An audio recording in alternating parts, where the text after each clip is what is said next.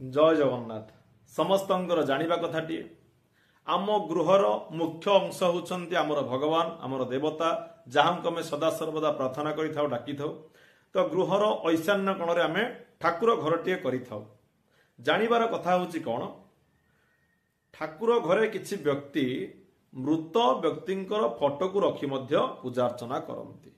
वास्तुशास्त्र नियम अनुसार आपण माने केबे भी ठाकुर सहित कौन सी मृत व्यक्तिंकर फोटो को रखंतु नाही बा ठाकुर घर सम्मुख रे कौन सी प्रकार मृताह व्यक्तिंकर फोटो को रखंतु नाही किंबा ठाकुरंकर जो गृह हेइछि से गृहर कौन सी भी कांथरे मृत व्यक्तिंकर फोटो को लगांतु नाही।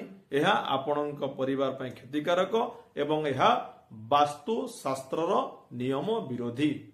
तेणु जदि आपण एई ठाकुरंक घरे कौन सी स्थान रे मृत व्यक्तिंकर फोटो को रखिछन्ति तेबे तुरंत भाବରେ ताहाको बाहर करि दियंतु।